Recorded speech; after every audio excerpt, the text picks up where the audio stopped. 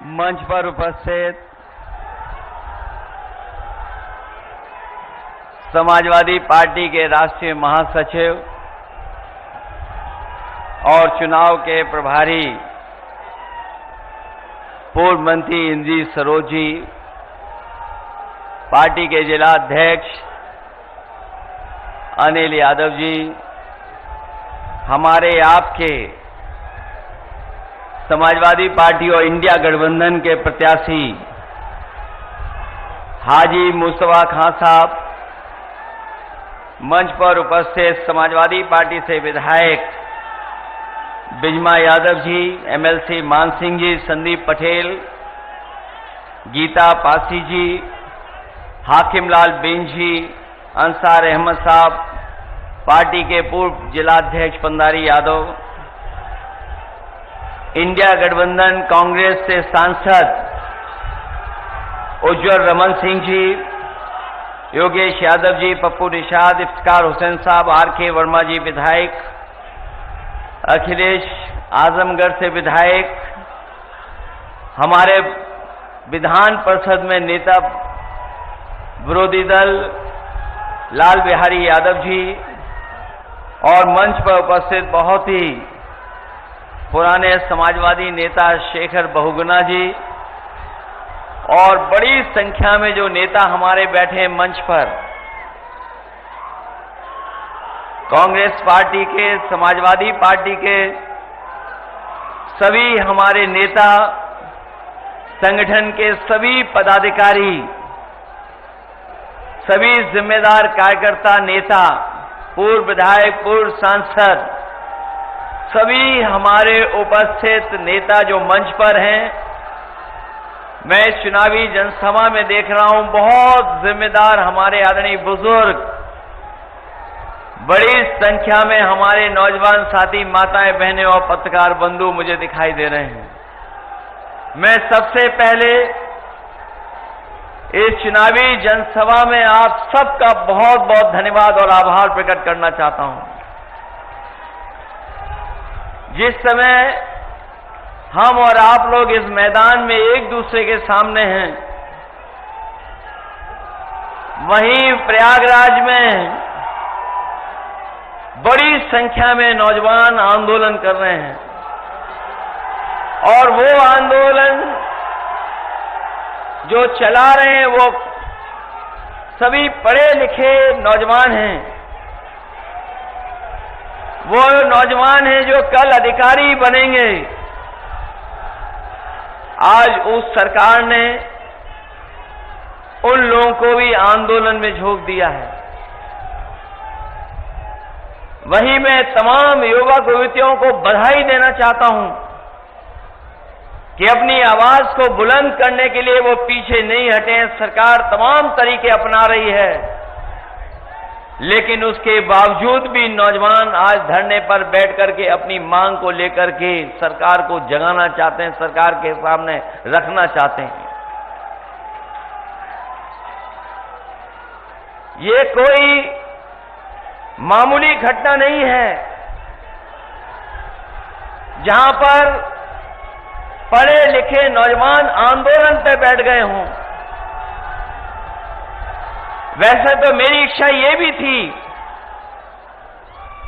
कि मैं सबसे पहले उनके आंदोलन में शामिल होता जाकर के, उनके बीच बैठता जाकर के, लेकिन मैं ये बात जानता हूं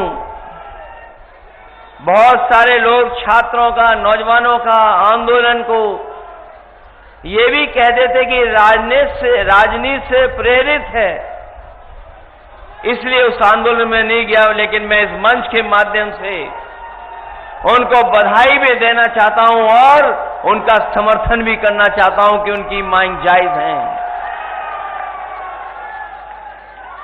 और जिस समय उन्हें पता लगा कि कहीं ऐसा ना हो कि आंदोलन में मैं भी शामिल हो जाऊं जाकर के, उन्होंने खबर सुनते ही छात्रों को हटाना शुरू कर दिया। कई छात्रों को हटाने में कामयाब भी हो गए। जो हमारी बेटियां, बहनें बैठी थीं,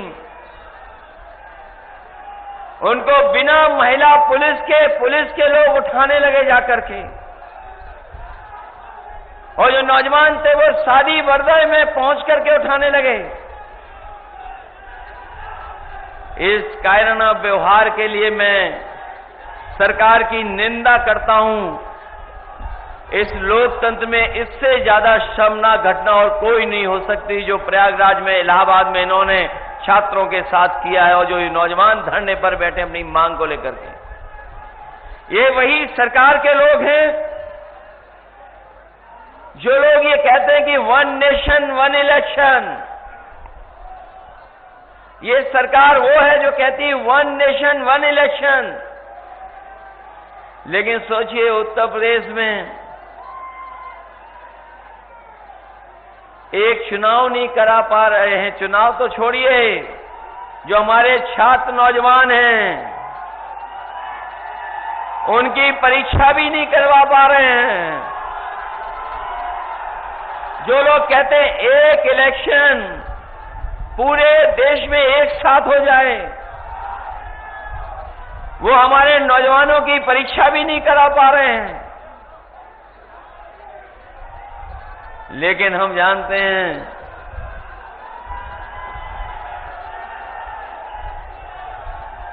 ये भारतीय जनता पार्टी में और इस सरकार के एजेंडे में न नौकरी है, न सौहार्द है, न भाईचारा है। इनका कार्यकाल देख लीजिए, इनके एजेंडे में नौकरी नहीं है, इनके एजेंडे में सौहार्द नहीं है, और अभी तक तो न जाने कितने हम लोगों ने घटनाएं देखी होंगी जहां पर इन्होंने युवाओं के भविष्य का धोखा करने का काम किया है। जिस समय लोकसभा का चुनाव था, आपको याद होगा, हम लोग ये बात जगह जगह कहते थे कि ये सरकार वो है जो पेपर लीक जानबूझ करके कराती है, और पेपर लीक इसलिए सरकार कराती थी क्योंकि नौकरी इनके एजेंडे में नहीं थी। और उसी का परिणाम ये है कि इन्होंने नौजवानों को नौकरी नहीं दी, उनका भविष्य अंधकार में धकेलने का काम कर रहे हैं। ये भारतीय जनता पार्टी का इतिहास बन गया है कि अगर पेपर लीक होगा तो उसमें भाजपा के लोग शामिल हैं। पेपर लीक में भाजपा के लोग शामिल हैं। परीक्षा प्रणाली में हेराफेरी करने वाले में भी भाजपा के लोग शामिल हैं। परीक्षा की तारीख भी टालने वालों में भाजपा ही के लोग शामिल हैं, और सबसे ज्यादा परीक्षा रद्द हो जाए उसमें भी भाजपा ही लोग शामिल हैं। आरक्षण मारने वाले भी भाजपा ही हैं, और रिजल्ट लटकाने वाले भी भाजपा ही के लोग हैं। और अगर रिजल्ट बन भी जाए, आ भी जाए, तो कोर्ट में भी लटकाने वाले अगर कोई हैं तो वो भाजपा वाले हैं। नौजवानों के भविष्य के साथ बड़े पैमाने पर खिलवाड़ कर रहे हैं। और इधर तो जब से समाजवादियों ने पीडीए का नारा दिया है, इन्हें डीएपी भी पीडीए ही नजर आने लगा है। ये जब दूर से देखते हैं डीएपी, उसे में भी पीडीए दिखाई दे रहा है इनको। ये अक्षरों से खिलवाड़ कर रहे हैं, अक्षरों से दुश्मनी रखते हैं, इसलिए पीडीए के साथ तो कर ही रहे हैं धोखा। वहीं डीएपी भी कहीं किसानों को उपलब्ध नहीं करा पा रहे हैं। अभी तक तो ये बोरी की चोरी करते थे, अब तो डीएपी की पूरी बोरी चोरी कर ली है इन्होंने। जो हमारा किसान इस सरकार में उम्मीद करता था कि उसकी पैदावार बढ़ जाएगी, आय बढ़ जाएगी, लेकिन इस सरकार ने उनकी आय और पैदावार के साथ भी सरकार की योजनाएं नहीं जोड़ी, किसानों को अपने हाल पर छोड़ दिया। ये वही लोग हैं जिन्होंने नारा दिया था कि किसानों की आय दोगुनी हो जाएगी, लेकिन जब आंकड़े अभी आए हैं तो अभी तक के इतिहास की सबसे महंगी दर अगर कहीं महंगाई में देखने को मिल रही तो इनकी सरकार में दिख रही है। हमारे किसानों के साथ भी धोखा हो गया। और फिर ये सरकार कौन सा नारा दे रही है? ये सरकार नारा कौन सा दे रही है? जब ये सरकार के हाथ में कुछ नहीं बचा, जब सरकार को पता लग गया चुनाव हारने जा रहे हैं, तो ये चुनाव की तारीख भी टाल रहे हैं। पहले ये चुनाव 13 तारीख को हो रहा था, 13 तारीख को चुनाव होने जा रहा था, और जिस समय त्योहार पर लोग छुट्टी के बहाने घर आए थे त्योहार मनाने, जब त्योहार मनाने दूर दूर से चले आए लोग, उन्होंने अपनी छुट्टियां बढ़ा ली, ये देखते हुए कि 13 तारीख को वोट डाल करके जाएंगे। जब ये भनक भारतीय जनता पार्टी के लोगों को पता लगी तो उन्होंने चुनाव भी टाल दिए। जो चुनाव टालने वाले हैं वो बहुत बुरे हारने जा रहे हैं। पहले चुनाव इन्होंने अयोध्या का टाला, याद होगा आपको, चुनाव अयोध्या का टाला।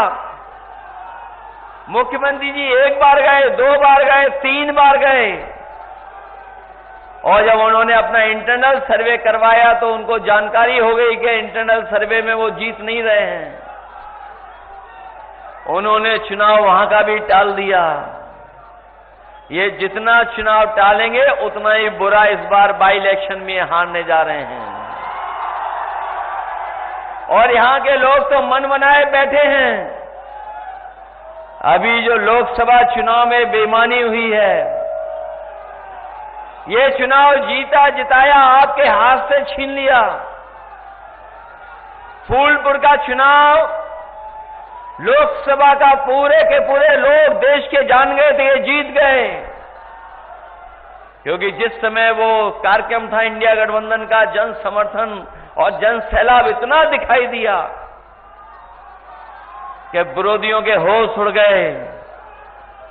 जो लोग वोट से नहीं जीत सकते थे, उन्होंने अधिकारियों को आगे कर करके चुनाव को जीतने का काम किया। आप हारे नहीं हैं, केवल आपको प्रमाण नहीं दिया अधिकारियों ने। और जिन्हें 22 का चुनाव याद होगा, 22 का चुनाव भी हमारे आपके प्रत्याशी लगभग जीत गए थे। जिन्होंने बैलेट वाले वोट देखे होंगे वो जानते होंगे कि बैलेट में बीजेपी से दुगने वोटों से जीते थे। जब इन्हें लगा कि ये चुनाव हाथ से निकल गया तो बेईमानी कर करके इनको हरा दिया था। याद है कि नहीं याद है? मामूली वोटों से हारे। लेकिन इस बार तो लग रहा है कि यहां पर रिकॉर्ड बनने जा रहा है। इस बार पहले से ही बीजेपी को पता लग गया कि यहां से रिकॉर्ड मतों से जीतने जा रहे हैं। और मुझे तो ये लगता है कि पहली बार ऐसा समर्थन हर वर्ग से मिल रहा होगा। इतना समर्थन, इतना साथ और इतने समीकरण के साथ कभी चुनाव समाजवादी पार्टी के पक्ष में नहीं बना।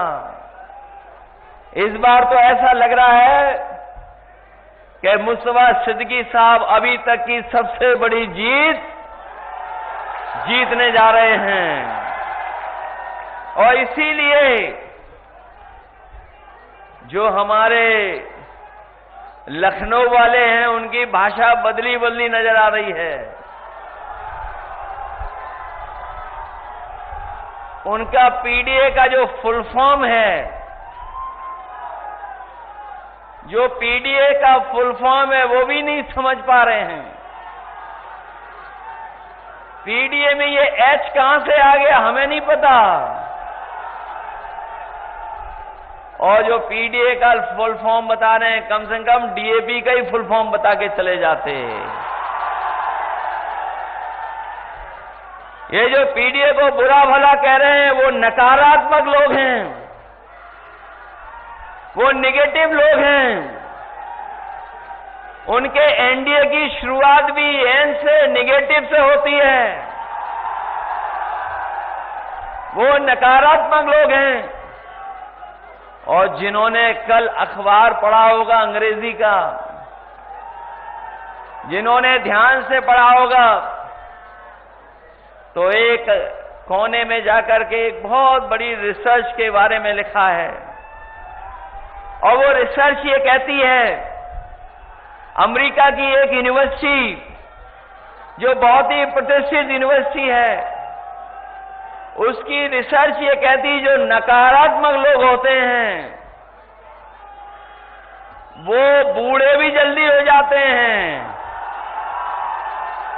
और बुढ़ापा भी जल्दी आ जाता है, और दुखी भी वही लोग रहते हैं, और भूलने की भी बीमारी उन्हें हो जाती है। तो इसलिए हमारी सलाह है उन लोगों से कि कम से कम अपनी नकारात्मक सोच को बदलें। अगर वो स्वस्थ रहना चाहते हैं तो नकारात्मक सोच से दूर हो जाएं, और जो हमें और आपको माफिया कहते हैं, गुंडा कहते हैं, बदमाश कहते हैं, मुझे तो लगता है कि जब वो घर से निकलते होंगे तो कभी आईना नहीं देखते होंगे। वो अगर आईना देख करके निकलने लगे तो पीडीए वालों को कभी माफिया नहीं कह सकते हैं।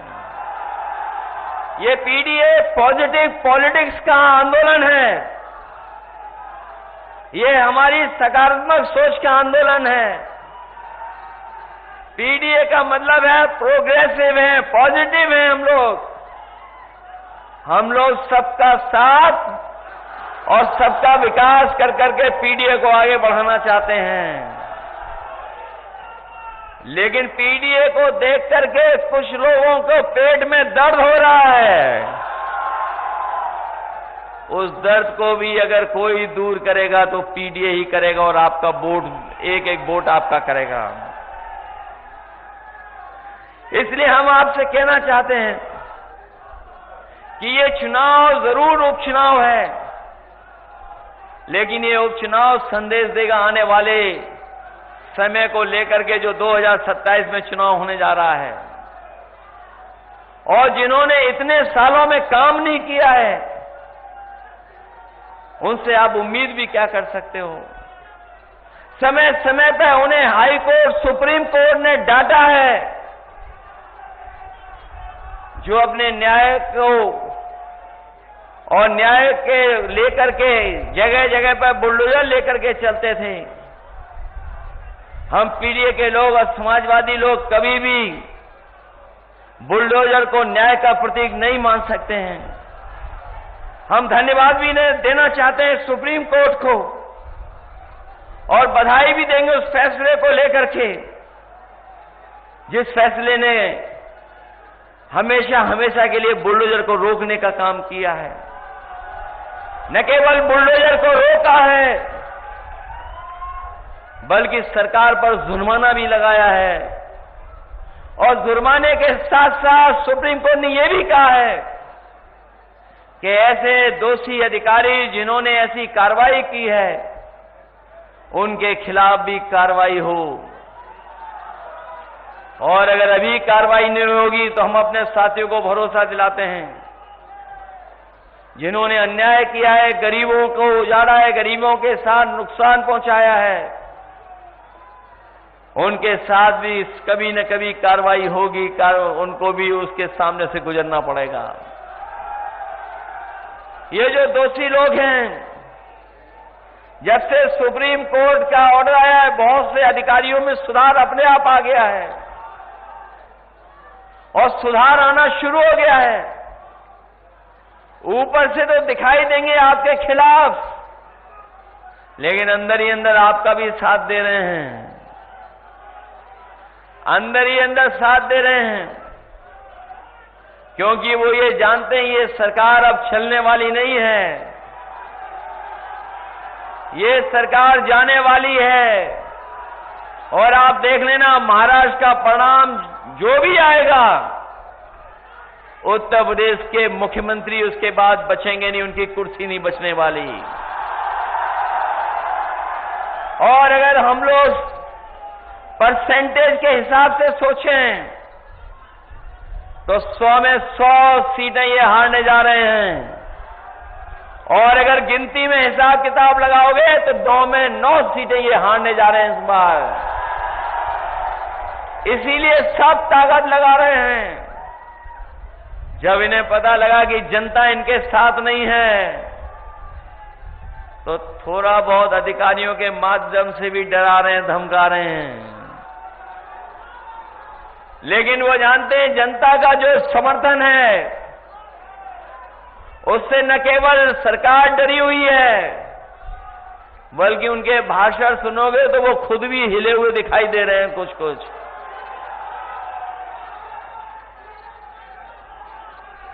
थोड़े बहुत हिले हुए दिखाई दे रहे हैं, इसलिए अपनी उपलब्धि नहीं बता पा रहे हैं। उपलब्धि उनकी क्या है नहीं बता पा रहे हैं। उनकी उपलब्धि यही है कि किसानों को संकट में डाल दिया, नौजवानों की नौकरी और रोजगार छीन लिया, महंगाई बढ़ा दी। जहां त्योहारों पे हम लोग खुशियां मनाते थे, इस बार दुखी होकर के त्योहार मनाना पड़ा। जो मिठास थी वो त्योहारों की मिठास छीन ली सरकार ने, और महंगाई कहां पहुंचा दी। महंगाई आज भी बढ़ती चली जा रही है, और जो शादी ब्याह जो करना चाहते हैं गरीब परिवार के लोग, वो कभी दुकान की तरफ जाते होंगे सोना लेने, तो बताओ आज सोना कहां पहुंच गया है। जब बीजेपी की सरकार आई थी उस समय क्या कीमत थी बाजार में, और आज लगभग लाख के पास पहुंचा जा रहा है। जहां महंगाई जरूरत की चीजों की बढ़ाई है, वहीं जमाखोरी कर करके अपने लोगों को मुनाफा भी ये सरकार सीधा सीधा पहुंचा रही है। ये मुनाफा कमाने वाले लोग हैं। जब मुनाफा बढ़ाते हैं तब महंगाई बढ़ती है। ये महंगाई इसलिए बढ़ा रहे हैं क्योंकि ये अपने लोगों को मुनाफा देना चाहते हैं, मुनाफा पहुंचवाना चाहते हैं। इसलिए उस शुभ चुनाव में हम आपसे सहयोग और समर्थन मांगने आए थे। पहले भी हम लोग आए थे जब लोकसभा का चुनाव था, और लोकसभा के चुनाव में भी हम लोगों ने आपसे अपील की थी और ये कहा था कि लोकतंत्र खतरे में है, संविधान खतरे में है। वो बात अभी वही है, अभी भी संविधान और लोकतंत्र खतरे में है, क्योंकि ये सरकार न संविधान के हिसाब से चल रही है और न ही उन अधिकारों को लोकतंत्र में जो आम लोगों को मिले हुए हैं उनकी कोई परवाह कर रही है। और इसीलिए आपने देखा है समय समय पर हाई कोर्ट, सुप्रीम कोर्ट सरकार के खिलाफ कोई न कोई फैसला सुनाती है, लेकिन सरकार परवाह नहीं कर रही। हमारा लोकतंत्र और संविधान तभी बचेगा जब लखनऊ से और दिल्ली से भारतीय जनता पार्टी की सरकारों का सफाया होगा। ये दोनों जगह से सरकार हटेगी, तभी जाकर के हमारा लोकतंत्र और संविधान सुरक्षित होगा। वरना तो जिस तरीके से ये समय समय पे हमला कर रहे हैं, आज भी यूनिवर्सिटी कॉलेजों में जो आपको अधिकार मिलने चाहिए वो नहीं मिल पा रहे हैं। जो अपॉइंटमेंट हो रहे हैं वो मनमर्जी हो रहे हैं, अपने हिसाब से कर रहे हैं ये लोग। जो अपॉइंटमेंट हो रहे हैं, जो अपॉइंटमेंट करने वाले लोग हैं, वो भी इन्हीं के लोग हैं, इन्हीं के हिसाब से अपॉइंटमेंट कर रहे हैं। अभी भी वाइस चांसलर या उस तरह के जो अपॉइंटमेंट हैं, वो अगर किसी एक विचारधारा से जुड़ा है तो उसका अपॉइंटमेंट हो जाएगा। अगर वो लोकतांत्रिक है और संविधान के पक्ष में उसके विचार होंगे तो उसको मौका नहीं मिलेगा, अपॉइंटमेंट नहीं होगा। जाकर के किसी भी यूनिवर्सिटी को देख लीजिए, अभी भी 15% से ज्यादा पीडीए परिवार के लोगों के अपॉइंटमेंट नहीं हो पा रहे हैं। जो सेंट्रल यूनिवर्सिटीज हैं या स्टेट यूनिवर्सिटी हैं, आज भी वहां पर जो प्रोफेसर्स हैं, जो नौकरियां हैं, वो 15% से ज्यादा पीडीए परिवार के लोगों को नहीं मिली हैं। अभी भी उनके साथ भेदभाव हो रहा है। और अभी हाल में ही हम लोगों ने उपचुनाव में देखा कि ये सरकार बीएलओ से लेकर के अधिकारियों तक में पोस्टिंग में भेदभाव कर रही है। इन्होंने सूचियां मंगवाई और पूरी देखी एक साथ कि इसमें बीएलओ जो सबसे छोटा कर्मचारी अधिकारी है, कहीं कोई पीडीए परिवार का तो नहीं अपॉइंट हो गया। अगर कोई पीडीए परिवार का था तो उसे तुरंत हटा दिया गया। न केवल बीएलओ स्तर पर भेदभाव किया है, बल्कि ऊपर जो बैठे अधिकारी उनमें भी भेदभाव किया है। और आज भी अगर आप देखोगे तो हर स्तर पर भेदभाव का सामना करना पड़ रहा है। ये लोकतंत्र के पक्षधर लोग नहीं हैं, ये संविधान पर चलने वाले लोग नहीं हैं। इसीलिए पिछले चुनाव में भी, आज भी मैं कहता हूं कि संविधान हमारे लिए संजीवनी है। संविधान ही हमारी ढाल है जो हमारी समय समय में मदद करता है। संविधान ही हमें सुरक्षा देता है, संविधान ही हमें शक्ति देता है और संविधान ही हमारा रक्षा कवच बनकर के हमारी समय समय पर मदद करता है। ये वही संविधान है जो बाबा साहब भीमराव अम्बेडकर जी ने दे करके हमारे आपके अधिकारों को सुरक्षित बनाने का काम किया है। और मैं कहना चाहता हूं कि संविधान और हमारा पीडीए की लड़ाई लगातार चलती रहेगी जब तक हम लोगों को सम्मान नहीं मिलेगा, हक हमें नहीं मिलेगा। लगातार हम लोग इसी रास्ते पर चलते रहेंगे। इसलिए हम आपसे जरूर ये उपचुनाव में कहने आए हैं कि ये कोई चुनाव मामूली चुनाव नहीं है। पूरी ताकत भारतीय जनता पार्टी लगाए हुए है। अपने सभी नेताओं को, जो बड़े बड़े नेता हैं, उन्हें भी भेज रही है। कई ऐसे लोग भी आ रहे होंगे मैदान में जिन्हें कुछ मिलना ही नहीं है कभी, और जो बड़ी बड़ी बातें कर रहे हैं, जो वो बड़ी बड़ी बातें कर रहे हैं, हमें और आपको कभी कभी माफिया अपराधी कहते हैं। अगर इलाहाबाद और प्रयागराज की केवल 2 घटनाओं की जांच हो जाएगी तो भारतीय जनता पार्टी से लेकर के बहुत सारे अधिकारियों की अपने आप पोल खुल जाएगी। ये जो लोग जो बड़ी बड़ी बातें कर रहे हैं, समय आने पर इनकी पोल भी खुलेगी, कोई बचा नहीं पाएगा इनको।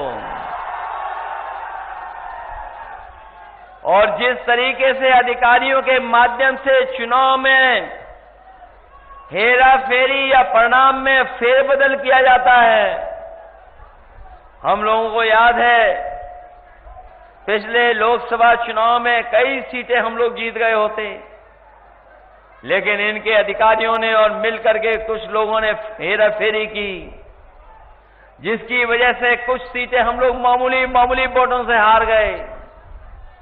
लेकिन इस बार हमारा कार्यकर्ता सावधान भी है और मैं आपको सावधान भी करने के लिए आया हूं।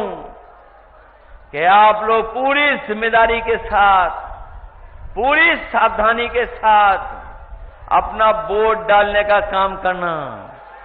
और अगर ये रोके भी आपको, तो ऐसा तो नहीं है कि आप लोग वोट डालने के लिए रुक जाओ। मैं आपसे कहना चाहता हूं कि अगर एक बार रोकें तो दोबारा आप लोग वोट डालने जाना। अगर दूसरी बार भी रोकें तो तीसरी बार भी जाना, लेकिन अपना वोट डाल करके जरूर आना। वोट डालने जाओगे आप लोग, सब लोग। और अगर ये रोकें तो रुक तो नहीं जाओगे। आपके किसी के कार्ड तो नहीं ले लिए पुलिस वालों ने, अधिकारियों ने? सुनने में आ रहा है कई जगह पर वो गरीबों से कार्ड ले रहे हैं, दबाव बना रहे हैं। लेकिन मैं जानता हूं फूलपुर के लोग बहादुर लोग हैं, ये कार्ड और डरने वाले लोग नहीं हैं, क्योंकि इन्होंने हमें बेईमानी से पिछला चुनाव हरवाया था। हम लोगों को जीत का प्रमाण पत्र मिल जाता, लेकिन इन्होंने जीत का प्रमाण पत्र हम लोगों को नहीं लेने दिया। इसलिए इस चुनाव में कोई गलती मत करना, कोई भूल चूक ना हो इस चुनाव में। और एक और है लखनऊ वाले जो बड़ी बड़ी बातें करते हैं आकर के, बहुत बड़ी बड़ी बातें करते हैं वो आकर के।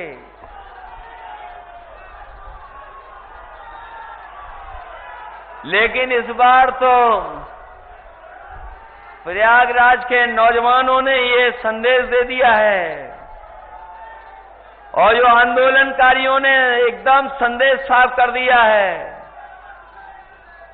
और जो माहौल बना है वो योगी बनाम प्रतियोगी माहौल बन गया है। और हमारे मुख्यमंत्री जी तो बहुत पढ़े लिखे हैं, बहुत जानकार हैं, और इतने जानकार हैं कि सब उल्टा पुल्टा करते हैं। जहां कम बोलना चाहिए वहां ज्यादा बोलते हैं, और इसीलिए कम बोलने की हमारे धर्म में पुरानी परंपरा रही है। इसीलिए हमारे आपके धर्म में मौनी बाबा भी होते हैं, लेकिन ये जब बोलते हैं तब कड़वा बोलते हैं। इनकी नकारात्मक सोच ही है जो नकारात्मक भाषा बना रही है इनकी। अब तो जनता भी समझ गई है इनकी इन सब बातों को, इसलिए जनता भी सावधान है। और इस सरकार से तो बहुत सावधान है, क्योंकि जो लोग कहते थे डबल इंजन, वो अब डबल इंजन एक दूसरे से टकरा रहे हैं। और टकरा इसलिए रहे हैं, जो ये कहते थे कि कानून व्यवस्था में जीरो टॉलरेंस अपनाएंगे, वो अभी तक अपना डीजीपी अपॉइंट नहीं कर पाए हैं परमानेंट। अभी भी कार्यवाहक अधिकारियों से काम ले रहे हैं, और जो 50वें पायदान पे था उसे सबसे ऊपर बैठा दिया। तो सोचो जो नीचे वाले हैं कितना बुरा मान रहे होंगे। जो 50वें पायदान पे था वो सबसे ऊपर है, तो नीचे वाले क्या कर रहे हैं? और ये पहली बार यूपी में देखने को मिल रहा है कि अभी तक तो ये देखते थे कि पुलिस चोर को पकड़ रही है, लेकिन अब तो पुलिस को पकड़ रही है। अभी हाल ही में आपके बगल में जानकारी मिली कि कुछ लोग जुआ खेल रहे थे और जुआ की जानकारी पुलिस को पता लग गई। उनका एक अधिकारी गया और पूरा पैसा भर ले गया और वही जानकारी जब हमें मिली तो हमने सोशल मीडिया पे डाली। उन्होंने कहा कि नहीं, ऐसी कोई घटना नहीं हुई है, लेकिन हम अपने पत्रकार साथियों का धन्यवाद देंगे। ये भी बहुत खोजी होते हैं, ये भी कहीं से सीसीटीवी की फुटेज निकाल के ले आए और उन्होंने भी सोशल मीडिया चैनल पे चला दी और देखने को मिला कि वही पुलिस के अधिकारी है, बैग लेकर के जा रहे सीसीटीवी कैमरे के अंदर। बाद में सस्पेंड होना पड़ा।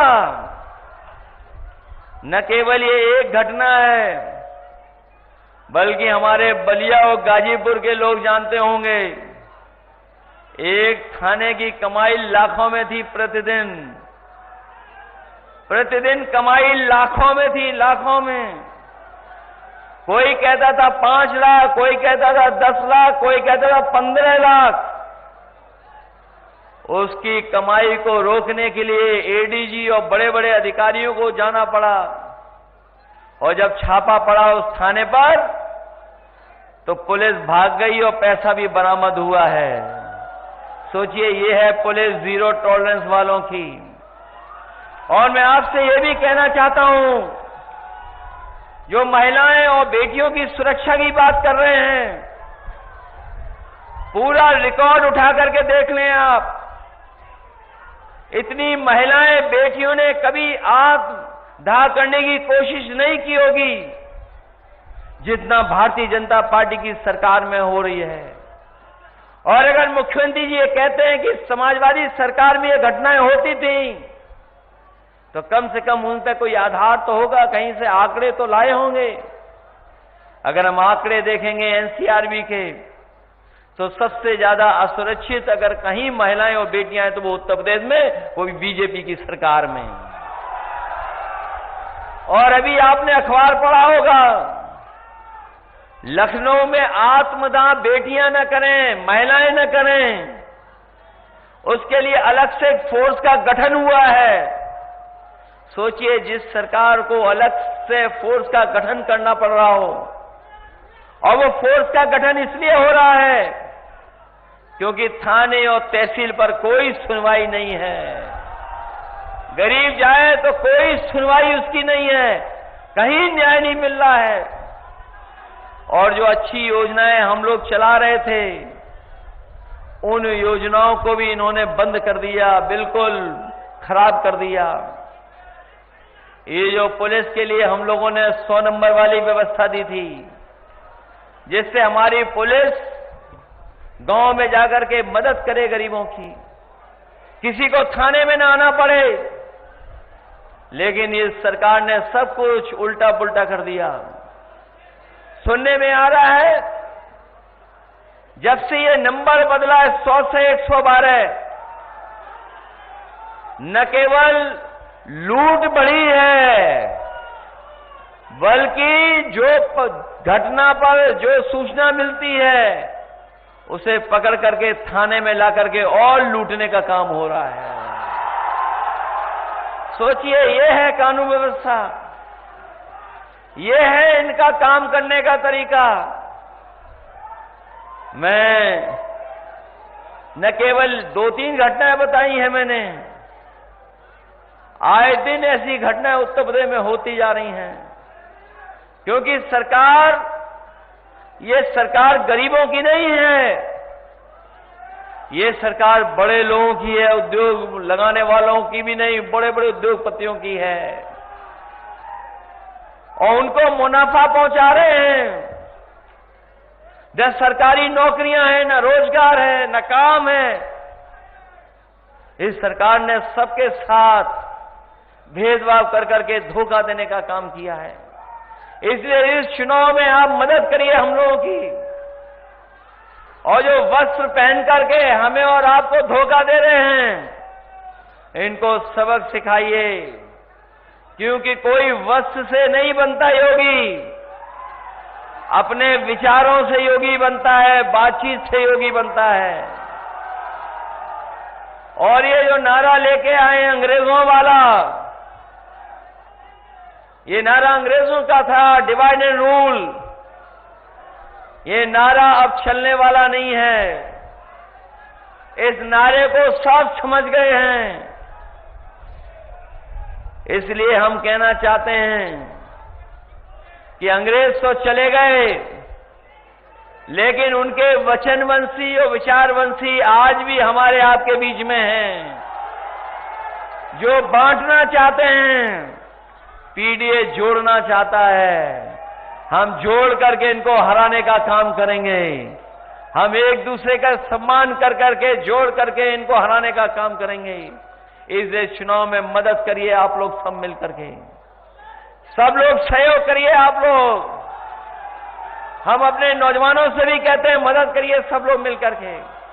हमारे गरीब किसान भाई हैं, मदद करिए सब लोग। और ये क्षेत्र तो वो रहा है जो बहुत पुराना समाजवादी क्षेत्र रहा है। यहां कोई घबराता नहीं है, किसी की परवाह नहीं करता है। हम आपको भरोसा दिलाते हैं कि आप उपचुनाव जिताइए। हम सब लोग मिलकर के आपको 27 में सरकार बनाने का भी काम करेंगे।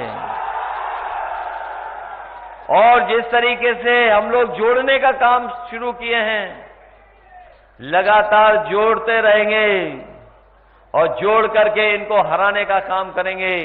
इन्हीं शब्दों के साथ हमें पूरा भरोसा है कि कांग्रेस पार्टी और समाजवादी पार्टी के नेता कार्यकर्ता मिलकर के हमारे मुस्तफा सिद्दीकी साहब को ऐतिहासिक वोटों से जिता करके भेजेंगे। इसलिए जिताइए और मदद करिए आप लोग, यही मैं आपसे कहना चाहता था। और साथ ही साथ जो आंदोलन कर रहे हैं छात्र नौजवान, हम उनका समर्थन कर रहे हैं, हम उनका स्वागत करते हैं, उनको बधाई देते हैं। और जिस तरीके से ये सरकार उनके साथ अन्याय कर रही है, हम उसके अन्याय की निंदा करते हैं।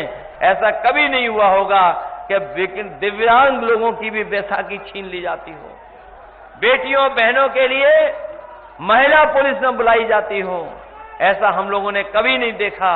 लेकिन ये भारतीय जनता पार्टी के लोग इन सीमाओं को लांघ गए हैं। लेकिन वो जान जाएं कि जनता लोकतंत्र में सबसे आगे होती है। और इस बार जनता ने मन बना लिया है कि भारतीय जनता पार्टी के लोगों को सबक सिखाएंगे। इसलिए मदद करिए आप सब लोग और मुस्तफा सिद्दीकी साहब को ऐतिहासिक वोटों से जिता करके भेज देना। बहुत बहुत धन्यवाद।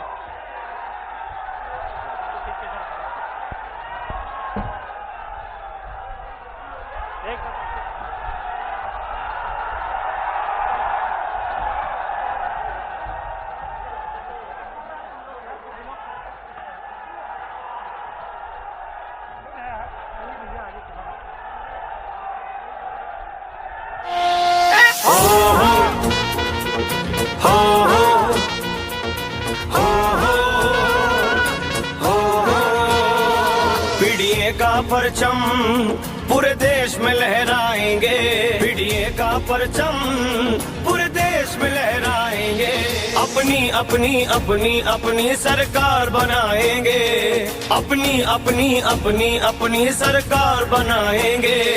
अरे रहा नहीं वो वक्त पुराना पुराना, अब पीडीए ने मिलकर ठाना। अरे रहा नहीं वो वक्त पुराना, अब पीडीए ने मिलकर ठाना। अब तक वारा की बनवाई, अब अपनी सरकार बनाएंगे।